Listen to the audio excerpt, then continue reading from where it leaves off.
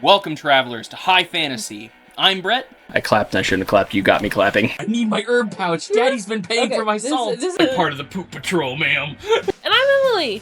But I'm like, don't make the robots! Don't make the robots crunch! I would speak with dinosaur in a second. I have beef with DC. It's a thing. It's a whole thing. Join us on our epic world-spanning adventures. Armed with only a bit of long-bottom leaf, we will delve into some of the most amazing worlds of imagination that have ever existed.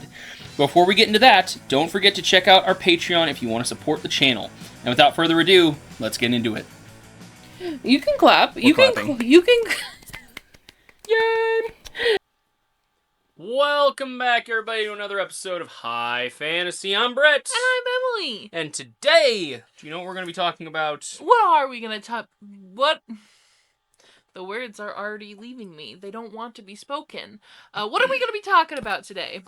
We are going to be having a sequel episode to our first two episodes. We're talking about the Copperspoon Inn and Tavern, because the cookbook is going to be coming out soon. So by the time that this is out on Patreon, the cookbook will be coming out in, I want to say, a couple of days. And by the time this is coming out everywhere else, the cookbook should already be out.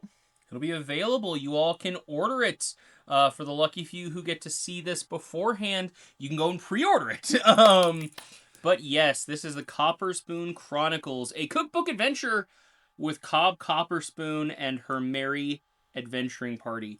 So, we already covered a lot of the Copperspoon in the first two episodes. If you haven't watched those, go back and watch them. They are the very first episodes we ever made, part 1 and part 2. So this is going to be a little bit of a continuation and talking about some of the finer polished stuff there. This first question I'm actually really excited about. If there was one person that you could sit down and talk with from the book, who would it be? You know, this is... Oh, if there was one person who I could sit down and talk with from the book, it would probably be... It would probably be a character called Telfina. So, in the book, Cobb joins a guild. The person who's running the guild is a man named Hutar, and his wife's name is Telfina, and she kind of acts as, like, the front desk receptionist type of family business sort of deal, where they run it together, and she's, like, the face of the guild, and he's the one who gets everything done. Okay. That feels like an appropriate answer, right? Like the person who's helping to run an adventurers guild. She she was written as a very almost like motherly character. She was in an adventuring party herself.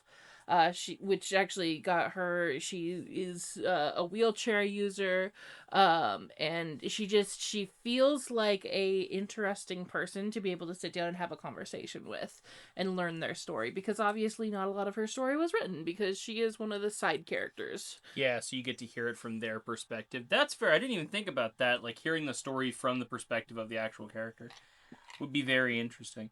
The things you didn't get to see. Right? Because she is very much like, she's not going on the quest that Cobb's on. She's like just a member of the guild, and you get to hear a little bit about her, but I want to know more, you know? It's fair. So, with that, who do you think people will feel the most connected to?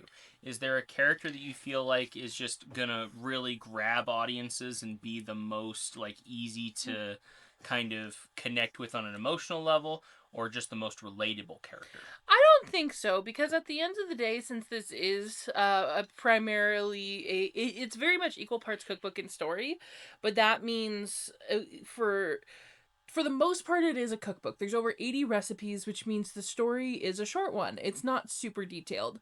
We tried putting in characters for everybody there. You know, there's the dad character. There's, like, the fun uncle character. There's the, like... I like to call him, like, the Gen Z hipster character, almost.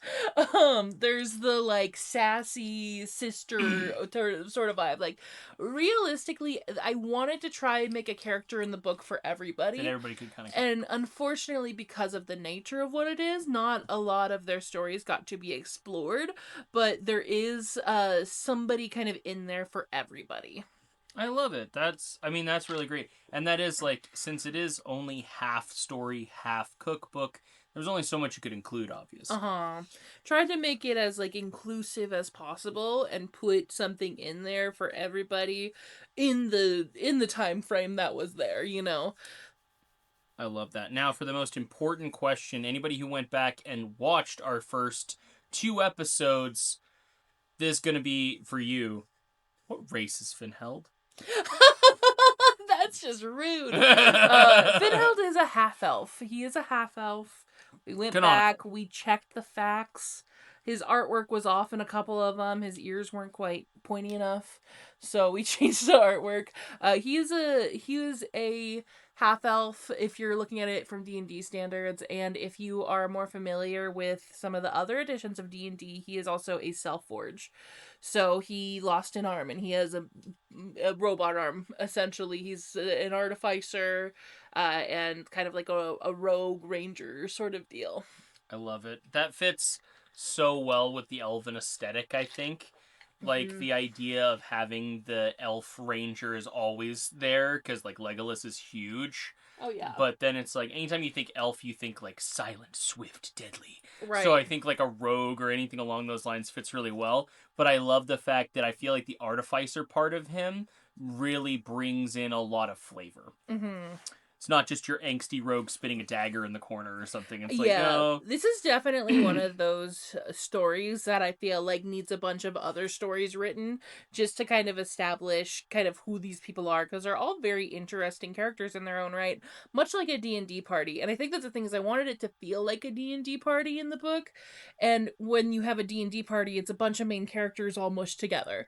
And this is basically just following one of those main characters. Exactly. So it's like, obviously a bunch of stuff is happening off screen. But that we never really get to know. Which maybe we have some questions. Harold and Finheld kissing.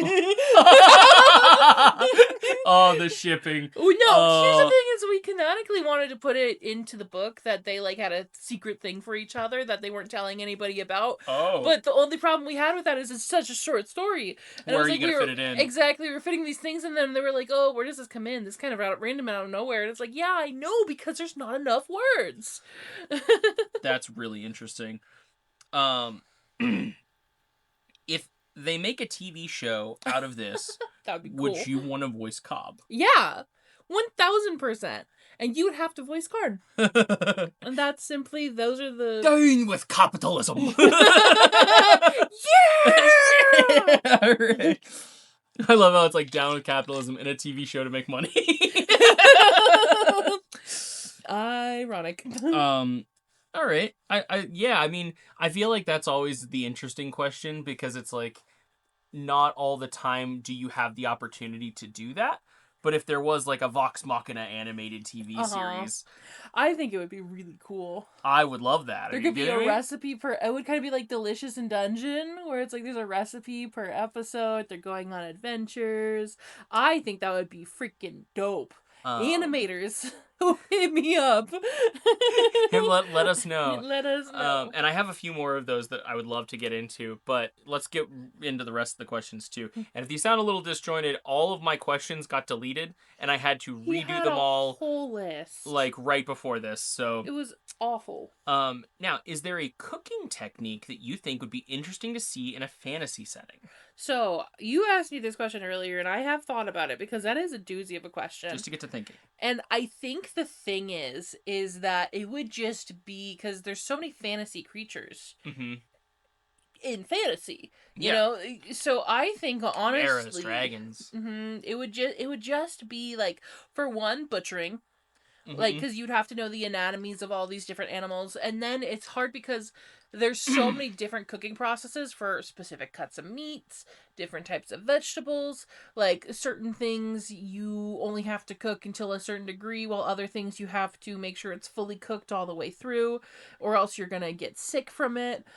So I think the biggest difference would just be in, especially, like, creatures. Different, like, bestial animals that you can eat. It would be in the butchering process, and then I think it would be figuring out the different process for each different one, because you can say that it would be roasting, like roasting would look a lot different, or Mm-hmm. sautéing, but that's the thing, is that like each different piece of meat, each different type of vegetable, each different type of thing needs to be prepared in a specific way, or a few different specific ways, to get the outcome that you want. So I think it Mm-hmm. would just be playing around with the extra ingredients. That would be really interesting. That's fair. Because we did get to see some of that in Delicious in Dungeon, right? Mm-hmm. Where it's like, oh, let's really discuss and go into the fine detail of how you cook a mandrake. Uh-huh. And it's like, oh, I never thought about that. That's a really interesting like factoid to Right, get like into. a scorpion hot pot is not gonna cut it, but we can grill it and that's gonna taste good, you Yeah, know? exactly.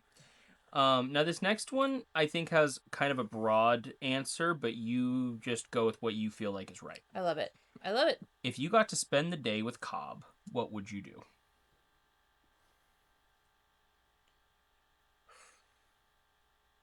Probably cook. If like we're being honest, you would probably be cooking, maybe coming up with a new recipe. It would be cooking of some sort, I feel like. It would have to be. I don't, maybe she could teach me magic. That would be cool too. Teach me how to actually cast real spells in the real world so that I can rule them like an angry god. How do I cast minor illusion? I want to make a movie, but just like record Just it. record it. All right. Because yeah, again, it's like that's a pretty broad question, so it makes sense. It's just like, and I was thinking you would say cooking. But I just feel like it's the. I feel like I feel bad because it's the obvious answer, but I feel like it's also the correct answer. fair. What is something you would tell your younger self before the book came out if you could? Oh.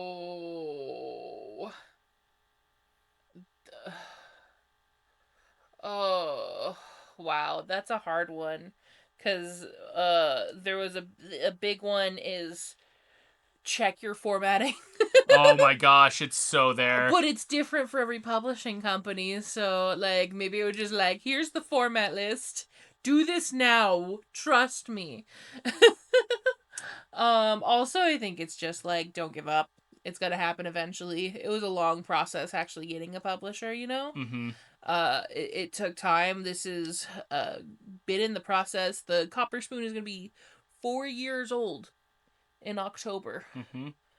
So it would, by the time this is out, it will have turned 4 years old, and the cookbook was honestly a thing from pretty early on. Oh yeah. I want to say maybe like 2 or 3 months in to making the Copperspoon videos, it was decided where it's like, yeah, this is what we want to do, Mm-hmm. and so it's a long process, and it's taken years to get this done, but it happened, and we're here.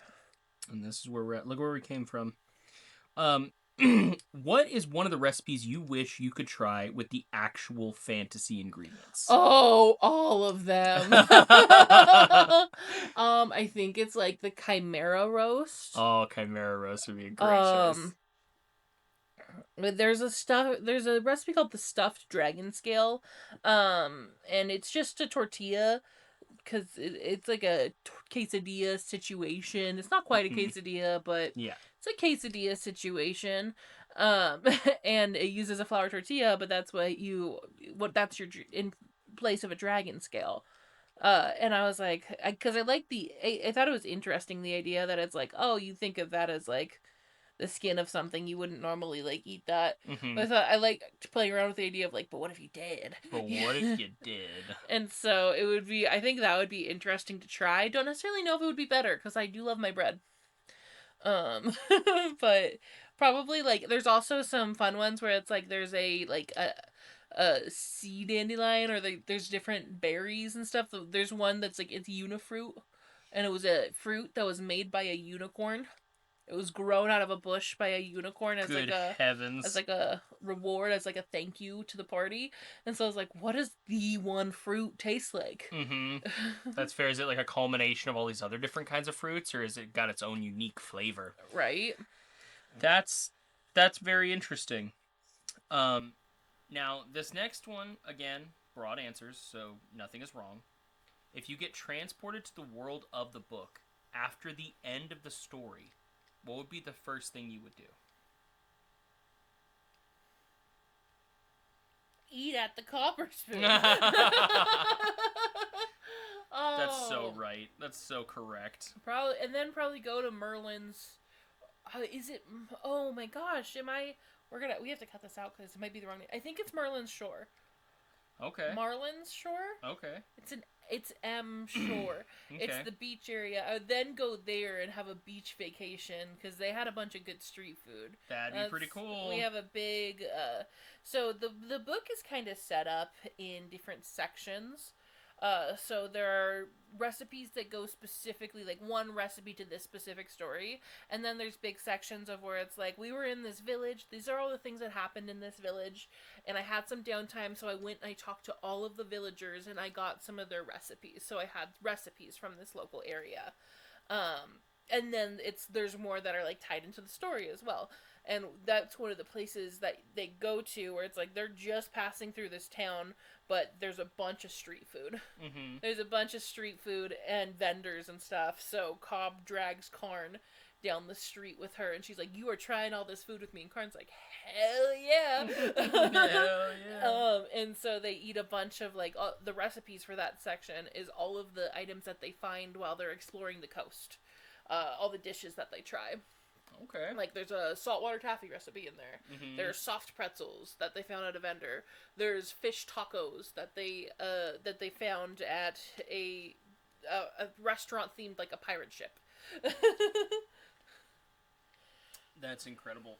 I love that, like, you can take something that I feel like is fairly real, and you can turn it into something fantasy-based. Because, like, going down the boardwalk in a coastal town is you can do that in real life very easily, right? But it's like, there's a difference between doing that in real life and doing that in a fantasy world. Oh, The things that you might find and the things that you might see would be vastly different. Yeah, there was, like, there's some, like, fantasy creatures, like, crabs with giant claws. Like, there's... Sea serpents. Like, there's a specific type of berry that's only grown in the water, and you have to use it within 24 hours after picking it, or else it dies. Like, wow. There's a bunch of stuff that's very specific to, like, this world, but it is that vibe of being on the coast and traveling and, like, just going to vendors and different restaurants and stuff, because if we could afford it, would gorge ourselves Oh, yeah. on street food. Oh, 100%. I would love to do that. Like, our recent trip to Oregon. We got really, that crepe? Yeah, like, there was a lot of stuff. If we'd have had more money, oh, guaranteed, would have been indulging in so much stuff. Okay. So, this next one. How did different food cultures really show up and affect how the story changed in this particular story? Ooh, I love this question. So, I am not gonna lie, a lot of the cookbook, I can't say it's all from one specific culture, because it's not. It's really not. There's recipes from all different types of cultures in there, and honestly what it came down to is a lot of stuff in the cookbook is stuff that, like, I would enjoy eating. So it's like, there's a shrimp fried rice recipe in there, there's a banh mi, and all of these are by different names, so it's not like you're not going to find it as that. Exactly. Like, there's a couscous salad, and there's baklava, you know, so it's all just kind of things that I would enjoy eating.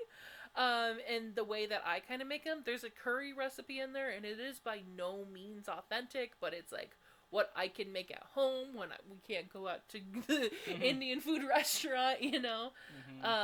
So, and I wanted each of the different, like, cultures to have a place that kind of represented them. So, like, when they go to the fire plane, because at some point in the book they go to a plane of fire, they have a lot of spicy foods and a lot of hearty foods. So there's, like, chili, and there's also they eat a meal that is basically a fire resistance potion before they go, and it's more of like a Mexican style, almost birria, almost, it's a little thicker than a birria, but it's like stewed chicken. Mm-hmm. And like cilantro lime rice. Like there's a bunch of different recipes from a bunch of different cultures. Like a lot of the seafood stuff was over on the coast in that section. There's a bunch of like kind of like what you would consider tavern-y food at some of the big cities that they go to. So each of the different, I wouldn't say each culture is like designated to a specific area, because it's not. It's really mixed in wherever you go. But also there was a lot of inspiration, and I tried to fit where you would kind of like find the dishes in specific places where I could fit them, you know? I love that, because I think, in my opinion, when you're thinking about how a culture like interacts and the things that they do, and how a culture works, right? A big part of it is the food, and fantasy pulls from reality so heavily that it's so crazy sometimes, because when you start getting into the culture and how these people work, you can tell a lot of where it's based and what it's like through the kind of food that they eat. And honestly, I wish I could have like organized it a little bit better, but because I was mostly making dishes of things that like I enjoyed eating, there was a lot of times where it's like, okay, this has to go over here because we need to put a recipe right here. So it's more based off of like flavor than it is necessarily like cultural dishes. Yeah, like Yeah. obviously, like everybody's got their own way that they do stuff, but it's always been so interesting to me. I remember in World of Warcraft, I was so excited about the Pandaria expansion. Yeah. And they had so many different like cooking recipes and things you could learn to cook, and it was all based on Asian culture. Yeah. So there was like so much, like the way of the wok, the way of the steamer, and all these different like cooking recipes and patterns and skill styles and like disciplines, I guess you could even say, that it was so interesting for me to like really get in there and learn and figure it out. And each one of them you had to level them up individually, because it wasn't just you're good at cooking. It's no, you're good at cooking with a wok. Right. You're good at cooking with a steamer. You're good at like very fun and very interesting and very cool to me, and it was very nice how they implemented that in the world. Yeah. So I'm always interested to see like how food affects the culture and if there are like connotations to the real life from those. Oh, for sure. And honestly, like, because I think there's the interesting thing of like all of these recipes are recipes that I came up with by myself. Some of them had like inspiration, where it's like, oh, I have my version of a jambalaya in the cookbook. And so like I took inspiration from watching videos of other people do it. I took inspiration of like recipes, what people would add to theirs, what people would leave out of theirs. So there's a lot of inspiration that I took from places, but at the end of the day, having them be your own personal recipes that are customized, like, that's the thing, is I really don't like looking at recipes, and that becomes really difficult when you're making cuisines of other cultures, and especially when you're putting that out there as a, like, I'm confident in this recipe, like, this is what I like to do for this. And so I think the thing with, like, assigning different, like, cultural recipes to different places, where it's like, none of these I necessarily went into it being like, I want to fit this food to this place. I kind of let the story pick up the recipes where it's like, oh, I made this recipe and this would fit perfectly right here. And it probably would have felt more connected if I made the world first and the recipes after, but it kind of went the opposite way around, where it's like, okay, the recipes were made separate, the story was made separate, how do these things work together? Yeah, you're like, here's a seafood dish, that's going in the coastal area. Here, yeah, exactly. You had to have a story for every area. That was very interesting. And that is kind of fun. Like, you have so many recipes, and there's many, many recipes that didn't make it into this book. For future cookbooks, the world will be made first, and then the recipes will be made after. That's so fun. Okay. So, if there was a Copperspoon video game... Oh, that's fun. What would that be like? What would you want it to be? Fun. That's fun. I really enjoy that. Okay, if there was a Copperspoon video game, I think it would look like you play a character who's working in the tavern, Okay. and you have to, for one, you have a list of recipes, but you have to find more recipes. And this was mentioned in the previous podcast, but if you never watched it, the Copperspoon has legs. The Copperspoon has millions, hundreds of thousands of millions of little, basically, tavern-sized centipede legs. Mm-hmm. And by tavern size, I mean like they're foot-long legs, probably. Yeah. Like they're small, but they're mighty. And what it would be is you would play a tavern keeper who you would be stepping in for Copperspoon, I think, while she's on an adventure or a mission. And then it would look like you have to run the tavern. You have to choose the menu for each night, and you have to move the tavern on its normal route and take extra side quests and go to different places to serve different people. And you would have to then have like a service time. So it's like you would have a travel time where you're traveling and maybe random encounters would pop up in the travel time where it's like maybe there's a group of bandits and they see a tavern moving and they're like, oh, this is a good, this is a good heist. It's like, maybe you're like, you try to convince them that they want to eat food there, or you end up having to fight them, and then there's like a fight sequence, and then the tavern would keep moving, and then it would get to its location, where there then would be like a service section of the video game, where it's like, alright, you have to run the tavern for the night, and you are trying to get as much profits as possible. Oh, there we go. So it's like you have to choose a menu. And then I kind of like the idea that it's maybe not like overcooked necessarily, but like that similar thing where it's like, okay, an order comes in, you have to make the order and then have somebody deliver it, or maybe it's like a front of house thing where it's like, okay, you make this order and now you have to bring it to the person and you have to like Karn's at the bar while this is all happening, and maybe you can like maybe Karn has a bonus where it's like you can click on Karn and he'll like take the next 5 orders out for you, or like That's fun. So I like the idea that it's like it's this moving tavern where it's like you have these like side quests where you can choose to go to another village to make extra money, but then you get to your next location you're supposed to get at a day later, But you'd have like a service time, you'd have a travel time, and then the money you'd be able to spend for new ingredients, or Gotta resupply. Exactly, gotta resupply. Repair stuff if the tavern gets damaged. Yep, I love that. I feel like it's a combination tower defense game / overcooked restaurant style game. That would be really fun. I like the idea of having those like, all right, here's multiple choice like text boxes that come up to talk to these people, random encounters, etc., etc. Exactly. Like maybe you fight the bandits, maybe you convince them that they need to spend their money there. Yep, like you get attacked by a group of wolves or whatever, but it's the tavern. Do you try to feed and like tempt them away with raw food? Like here's a bunch of steaks and you throw them and run, or like that'd be very interesting. All right, nice. So if you made another book, would you want to do it about another Copperspoon family member? Or would you at least want it to be in the same world? So we've talked about this from the beginning, because this was when we were trying to figure out titles for the book. We really struggled. We really had a hard time, but eventually we landed on the Copperspoon Chronicles. And it's called the Copperspoon Chronicles Cookbook now, but originally I wanted it to be called the Copperspoon Chronicles Cookbook Adventure, because it felt good to me. It does seem cool, yeah. It felt a little too big. Exactly, like the problem is that like if people don't know it's a cookbook, the cookbook's adventure was going to be like a subtitle, but when it's a cookbook you want to see cookbook on the title apparently. Yeah.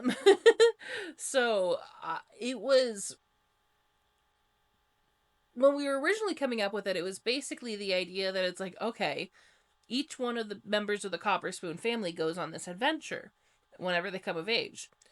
Copperspoon has siblings. She has cousins. She has other family members. And so if it's the Chronicles, I loved the idea of it being like, it's volume 28. Because Copperspoon would have been the 28th person on in the family to go on this adventure. Or the Copperspoon Chronicles Volume 63. Yeah. Because then it would be like a generational thing where it's like all these other people came before her, but this one was hers.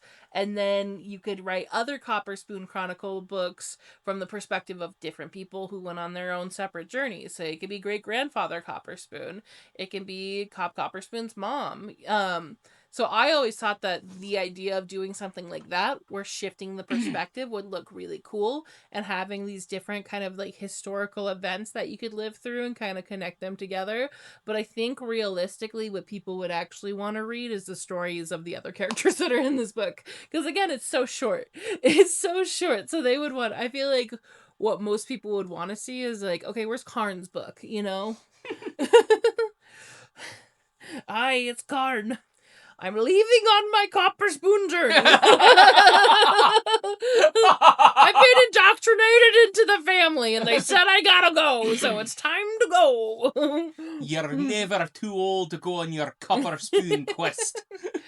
This isn't that Harry Potter nonsense where it says if you didn't get there by this age, you can't do it. Never too old at the Copperspoon. Exactly, something like that. That's so funny. That actually leads really well into my next question, which is how hard was it to come up with the world and the story? I think I underestimated how hard it was. Because here's the thing: is we sat down and we came up with the story, and I thought it was a very good through line. I think the place where the book lacks, and what I would change if I had more time to do it, honestly, would be connecting the recipes with the story. And I think that it flows really well together. I think that the recipes that connect to the story connect really well. I think they make a lot of sense and they connect really well. But I think I would have liked to have more things where it's like, okay, this area has this specific type of food. This area has this specific type of food. And that happened a little bit, but I think it could have benefited from being more interconnected. That's fair. Just like, and I guess that's always the problem, right? Mhm. Like, I've heard that a lot of authors have this problem where when is the time to stop writing? When is the book done? And when when have you, especially if you're trying to make a sequel kind of thing, because like if you're just doing a one-hit wonder, you can leave it off and they ride into the sunset, but you always have to have that like, okay, but what's more? What's Yep. more? Where is it going to continue? Where is it going to end? Are you going to pick this up 5 years later? Is it going to be, which is why the chronicle idea is such a really good idea, because it's so easy to then be like, oh, and then this is the story of her grandfather 300, right? It's like this story is over. It is a short story by all means, but like I wanted to have a completion to it. I wanted to have like she's happy being a tavern keep now, you know? Like that's I wanted it to have that sort of ending to it because that's the whole point of the page itself. Is that it's the Copperspoon, and you're always gonna have that barkeep there. You're always gonna have that tavern maiden there. They're gonna be there. This is what they're doing now. And if the Chronicles left it open to more, it feels like that leaves it open to more in the videos that it is now, and I don't want that. I want it to be this place where people know is reliable and that they can come back to. I don't think it makes sense for that adventure to continue. That's fair. Okay. Now this next one is one of I was really excited about this because thinking about it made me excited.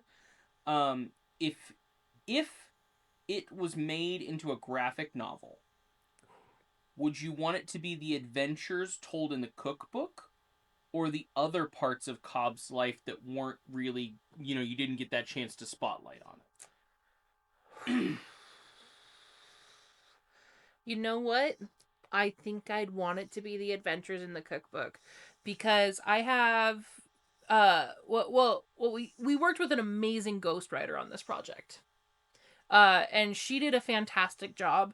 And I told her I wanted it to feel like a story of a naive girl who had a very childlike mentality because she lived in this very sheltered village and then she went out to experience the real world and she gets slapped in the face a little bit.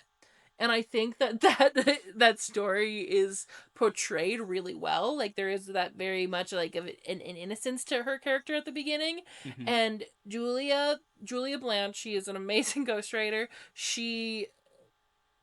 It was incredible because we were watching Dungeons and Dragons, or not Dungeons and Dragons, sorry, Delicious in Dungeon for the first time, and we were watching it as it was in the middle of the writing process of the cookbook, and I went back and forth and I read it and I was like, this sounds like she's in an anime, and I'm really loving that right now. Really into that. This feels like it should be dialogue in a manga, and I kind of dig it, So I thought that, like, if it was a graphic novel, I would love to see the adventures from the cookbook in it, because reading through it, I could see it in that, like, animated style in my head, and that was really cool.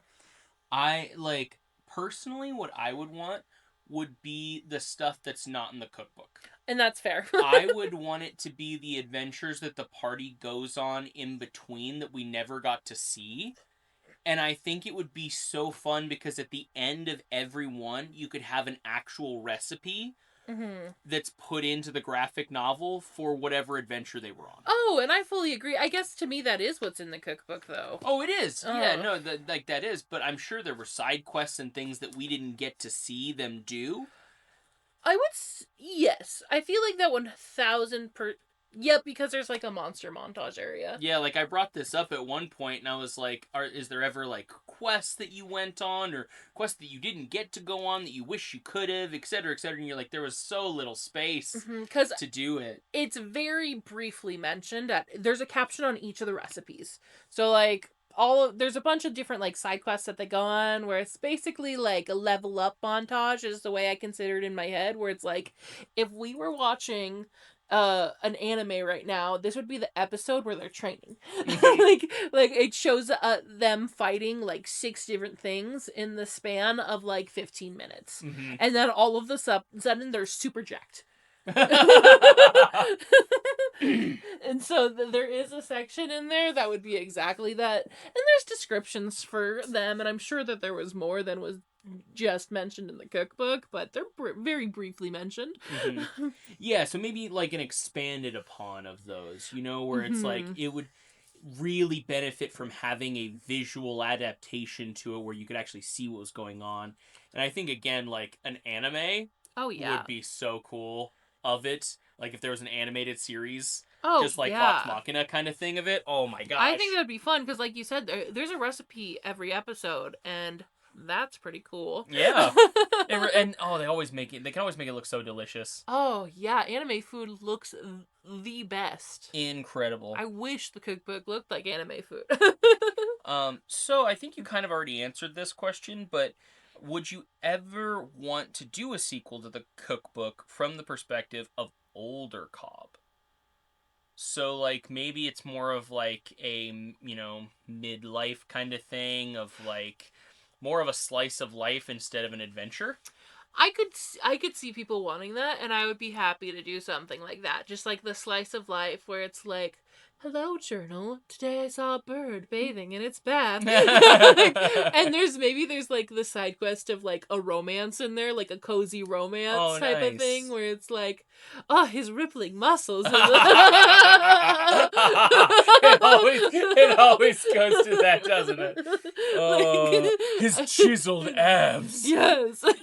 You could cut bread with that jawline. And like the tavern moves, so there's adventure to be had. There's danger. There's stakes. And I think that would be a very, very fun version of the cookbook. Because this is very much her adventuring days. She's not on her adventuring days anymore. She's a cozy little tavern wench.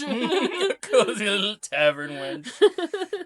Now, this is a question that we get asked very commonly in the comment sections of the Copperspoon Inn and Tavern videos. And it's something that I think a lot of people have brought up and maybe not been able to articulate in this nice of a phrase.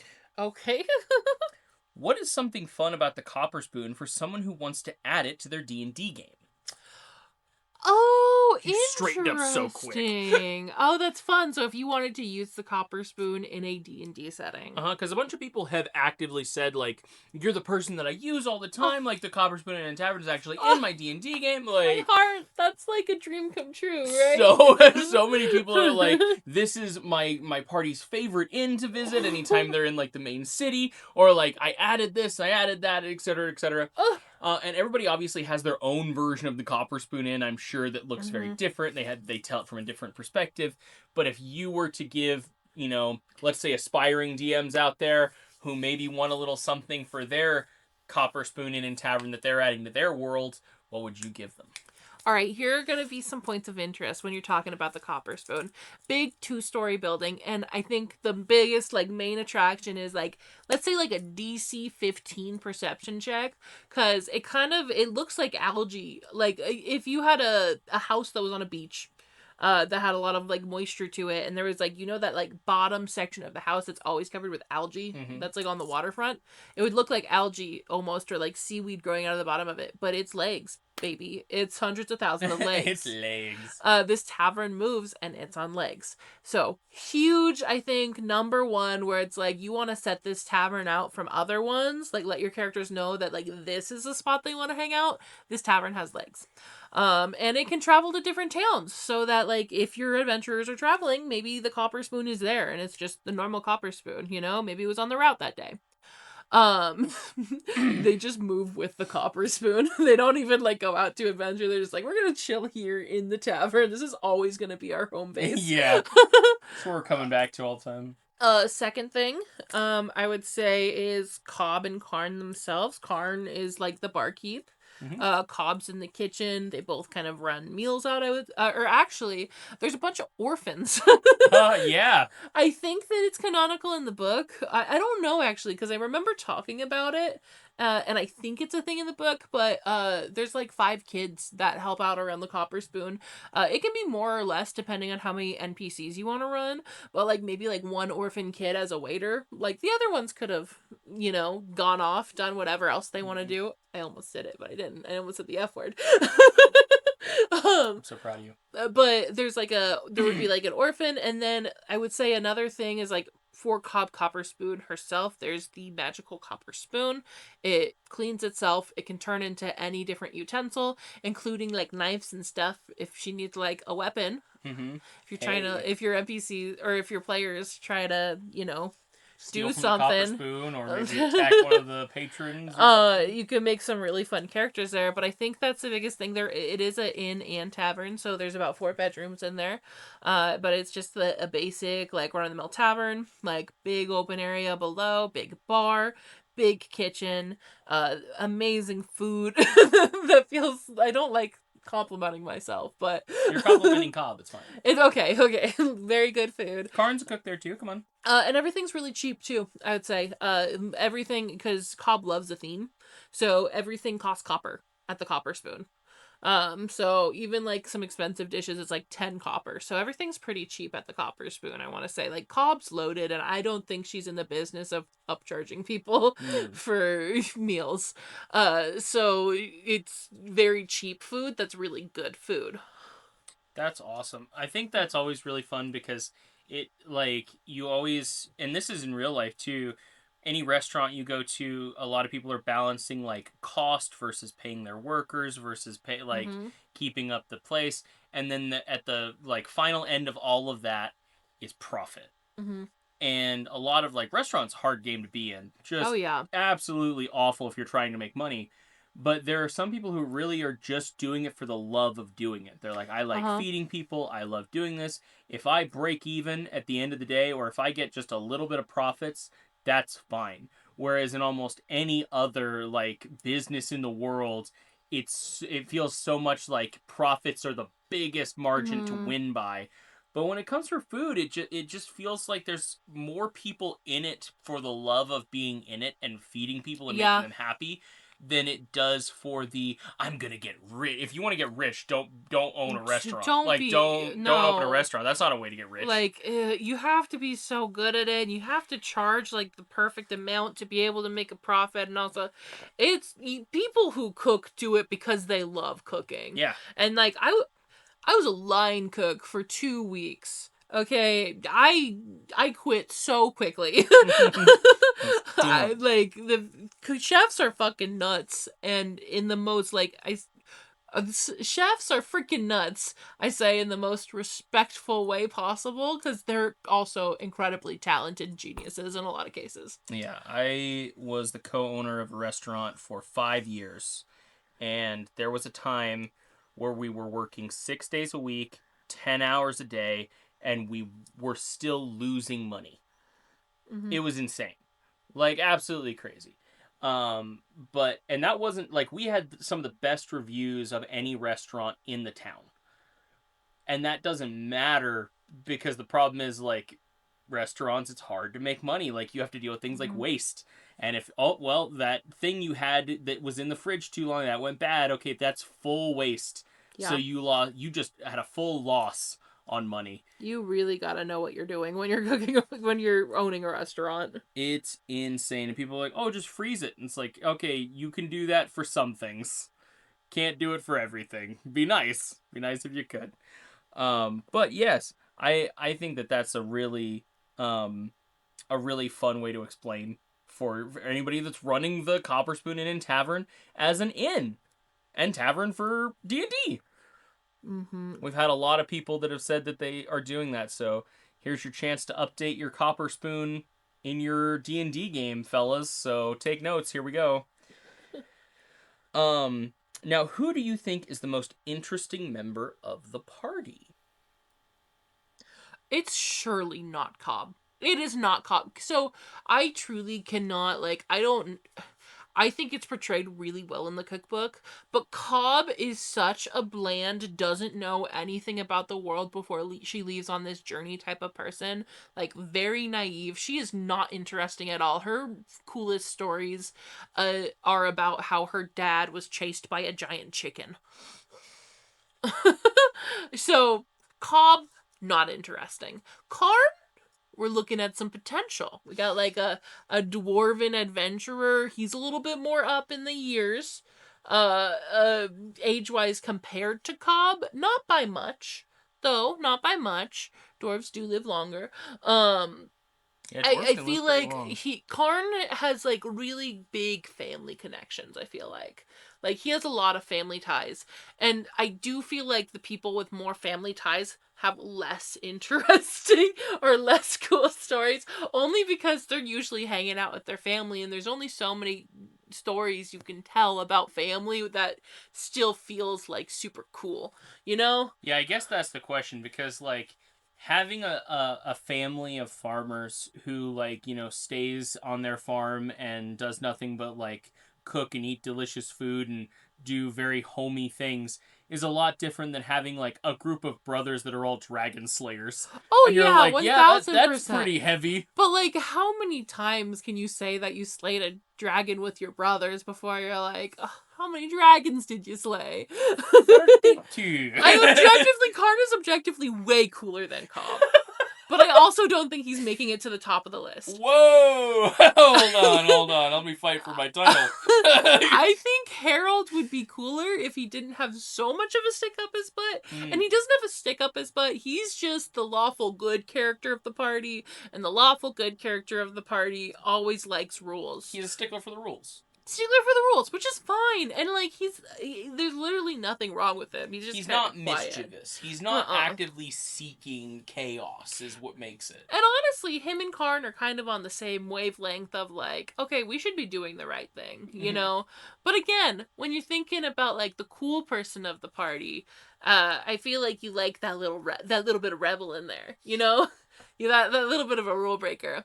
You know, Finheld is a very good candidate, but I think he's too much of an emo sad boy.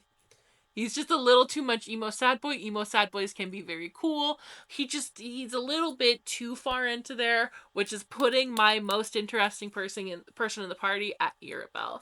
She's the tabaxi, she's the sorcerer. She has that, okay, I don't really care type of attitude, while also caring a lot, you know, deep down inside.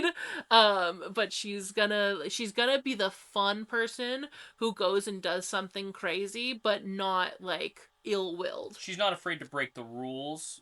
but she's not going to use that to actively sow chaos and discord through the community. She's also kind of the hot girl of the group. And so I think she is the one to have, like, the crazy stories. Where it's like, oh, this random, totally obscure, crazy thing happened with this one person over here this one time. And it's really casual that it happened, and it was really chill. Except you hear the story and you're like, that happened to you? She's that girl. That's fair. I think Karn blows up a lot of his stories. Mm-hmm. I think like, a lot of them become fishtails. Oh, yeah. Where it's like, there is a grain of truth in every one of his stories, but I think over time they all kind of escalate to the point where it's, again, I think was it 10,000 ogres? Yes. Stand we just alone against against the village of, like, widows and orphans, yes. or something like that. So, and it's like, how many were there? 6. But still, 6 ogres by himself is impressive. That's really impressive. But it's not nearly as cool as 10,000. He sets himself up for failure. He does. He really does. And to be fair, I feel like Cobb is along the very similar wavelength, but I don't think she stretches the truth nearly as much as Karn does. I want there so bad to be just one story that is actually full legendary status. Yes. Where it's, like, insane, the things that he did. And he does not over-embellish it, ever. And I think he even says it with some reverence. And everybo's like, yeah, sure, Karn. Whatever, Karn. Because he embellishes every other story. But this one story is very accurate and very true. And it is actually what happened. You know what it is? And I think the only person who does believe him is Cobb. Because what I think it is it's the final battle that happens in the cookbook. I think that's the one story that it's like Karn tells fully and completely true, but no one will believe him. Not even, and I don't even think the rest of the party believes him, but I think Cobb believes him because she's like, no, that wasn't crazy day. That is what happened. Fully believe you did all of those things, buddy. I believe you actually stopped that house from collapsing by yourself. Like, you know what? I was there, and you're right, that did happen. And everybody else, even Irabel. The rest of the party's like, bullshit. It's like, sure, okay, yes, Karn. Dude. We were there, that didn't happen. And Cobb's like, no, I fully, I'm with you. You were not unconscious. Because you can't take a hit. You lack my dwarven constitution. That's exactly what it is. That's I why love that. everybody needs Karn in the party. Is it because you're particularly skilled? No, it's because I can take a punch. Unlike you, sissy. Oh my god. Punch of ninnies. Karn, so much of the time, to me, feels like the loving, caring uncle. And I love that about him. I love that he is very wild and he's very like, oh, this is going to be so fun. We're going to go do this. But he's still at the core of it. Like, I think Karn did some stuff when he was younger, probably, that led him to be a bit more cautious. Yeah. And so I think there's a lot of moments with Karn where it's just like, ooh, but we can't do this because you'd get in so much trouble with your mom. Like, I think there's that constant thing holding him back of like, responsibility, but he doesn't want to have to be responsible, but he is. He is the cool uncle, and he has like 12,000 brothers, so it makes sense. Mm-hmm. Yep. So I think it is really that for Karn, where it's just, I love his vibe so much because he feels like what I always wanted to be, you know? Like, I always wanted to be that cool uncle that all the kids are just like, oh my gosh, he's so cool, and I could always go to him when I ever have any problem, and I know that he'll understand even if mom and dad don't. And so I always aspired to that aesthetic, but I never accomplished, like, I don't think I'll ever accomplish Karn's aesthetic, but it's fun. But yeah, I love the story, like the characters that were interweaved, and I've done very, very much work here trying to make sure that we didn't give away too many spoilers. It's really not. It's not a lot of spoilers. And we didn't like go too crazy into the actual story of the cookbook because Again, it is available for pre-order at Barnes and Noble, and as well as Amazon and anywhere books are sold. If you want a cookbook / combination adventure, check out the Copperspoon Chronicles. I'm excited. I am too. That sounded so unenthusiastic. I'm so sorry. I am too. I'm very excited. It's been a long time coming. And it's a short story. It's not super in detail. I, it's not crazy, but it's fun and I love it. Would you ever be interested in doing a 3 or 4 shot Copperspoon campaign Yes. if ever the opportunity arose? Yeah. Yeah. I mean, that'd be dope. Like you could play as Car or as Cobb, Uh-huh. and then have other people playing the rest of her original adventuring party. That would be super fun. Honestly, what I want to do is I want to do just a tavern one shot where it's not the Copperspoon, but it's all the TikTok tavern keeps collaborating. And so there's Cobb and Karn, there's the Smoking Barrel, Owen and Porter, there's oh my gosh, why am I blanking on the Everhearth? There's Quincy, there's, just a bunch of tavern creators who are maybe they form a tavern union because somebody's trying to do something to the tavern community. Welcome to the Timeless Tavern. Oh, A place where all tavern keeps meet to keep about the regulars of tavern kind. oh, it's like Christmas. Yeah, that would be so fun to do maybe a murder mystery. Oh, what happened to the tavern? Yeah, Maybe taverns are going out of business. Taverns are going out of business or maybe going missing. Oh, they're going missing from the multiverse. Oh, That would be fun. that would be super great.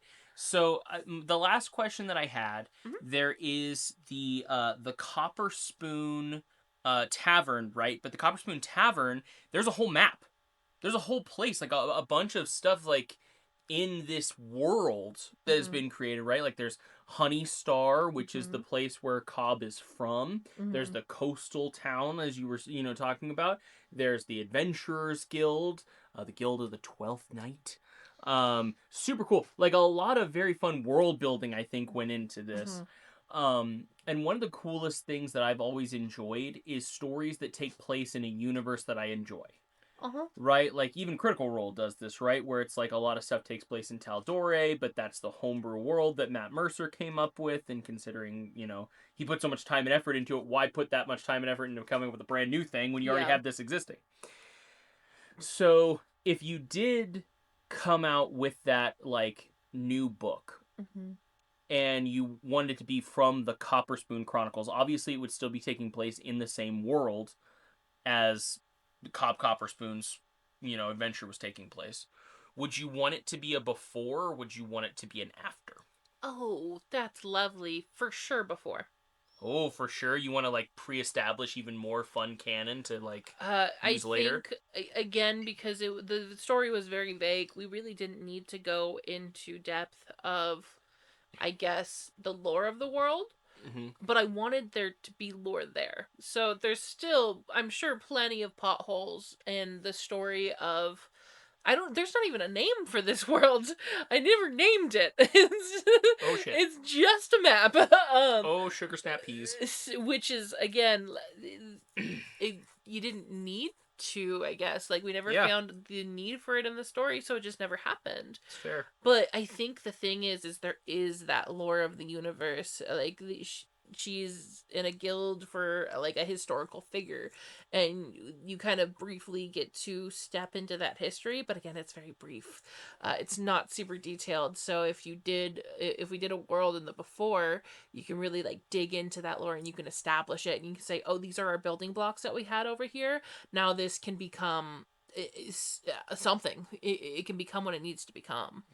And I think that's really cool. I think that's fantastic. I think that's wonderful.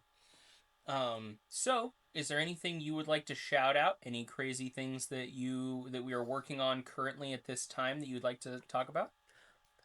please order the Copperspoon Chronicles.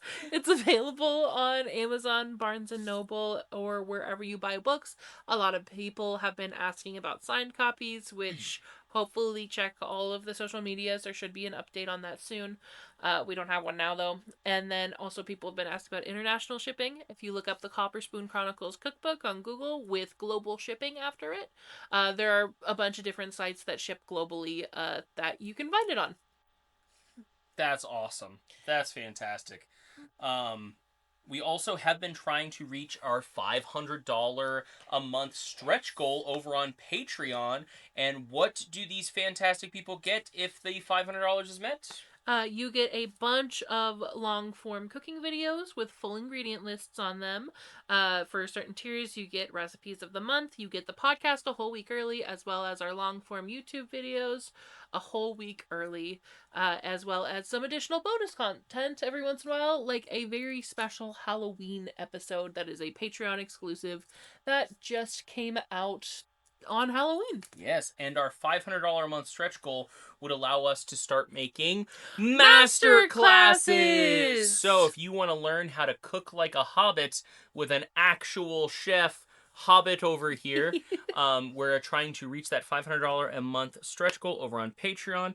Be super fantastic. If you want to support the channel and you want to help us out, please do go check that out. Or if you just want to check out the Patreon and see the fun stuff that's over there, you can also become a free member and join that way.